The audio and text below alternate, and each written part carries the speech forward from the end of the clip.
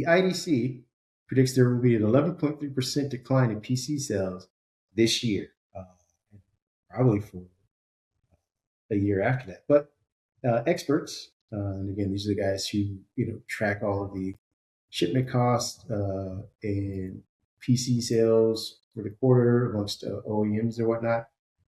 They're saying that they expect PC shipments to fall 11% in 2026, a sharp downgrade from its earlier forecast of only 2.4%.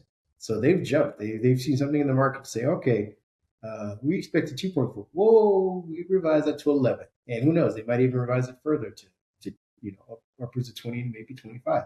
The primary driver is the global RAM shortage, which continues to disrupt manufacturing and is now expected to affect supply chains well into 2027.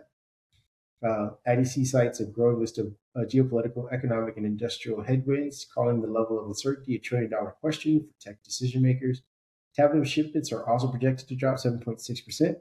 This, again, plays into the MacBook Neo, showing that there's a downturn not limited just to PCs. Despite falling unit volumes, PC and tablet revenues will rise because manufacturers are raising prices to offset supply constraints. So, we're going to see some baseline RAM options go up, but so will the cost. IDC forecasts PC revenue growth of 1.6%, roughly 274 billion increase, and a tablet revenue growth of 3.9% to 66.8 billion in 2026. The trends mark the end of what they're calling the bargain price PC and tablet era, and pricing relief unlikely to happen before 2028 at the earliest, if they ever go down. We've realized as an economy, once prices go up, they tend to stay that way. Unfortunately, that's called inflation. So you and I were discussing at length that Apple could benefit from gobbling up that market of people who don't necessarily need gigabytes of RAM or 32 gigabytes of RAM at $1,000 to $1,200, which is again shifting that window for the PC makers. For those who do buy it, it's great.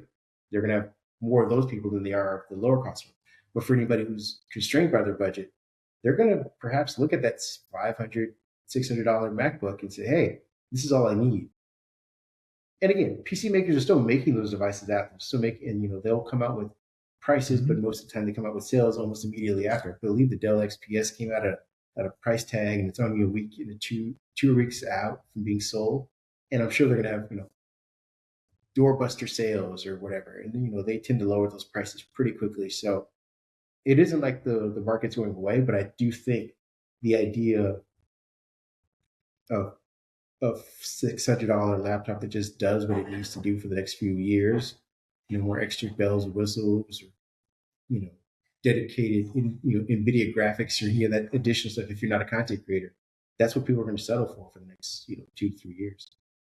Well, the other issue is, to your point, I think, that particular PC, the MacBook Neo, is going to, kind of put the iPad in its rightful place. And I think, it may put a few other things in its place too, because I think PC sales, sure, it's not a good economy. We know that inflation is high, but PC sales weren't great before we went to war, before we had all these tariffs going on, before PC sales were trending downward then, because what's going on? Everything has an app. Where do you use that app?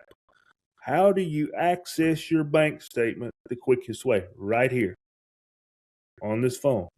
You access things quicker because it's an app. You put your fingerprint on the phone, bam, you're in. You don't have to worry about any passwords, any 2FAs, anything like that. So, PC sales in general are not what they used to be. So, if people are going to buy it, it may have to be inexpensive. Yeah. Moving on to our next topic, talking about tough times. We have EA set to lay off several positions. Oh, boy.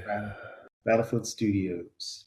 This is the one you put on the docket, so I'll let you be the bearer of that news. You wrote it up, and when you wrote it up... no, all of a sudden I wrote it up. Well, you saw it before I did, and when you got it posted on our website, and I read that, and I actually had to give that a double take. Because I read that, and I went, we're laying off one of the, Battlefield calls themselves the biggest shooter of 2025. They're having a free play. I saw last night they're having a free play next week where, you can play for the whole week, no charge, no nothing. But the bad news, even after solid sales, it shows that no game, no product is safe. The Battlefield team, for the most part, has been laid off, even though it's an unknown number at EA.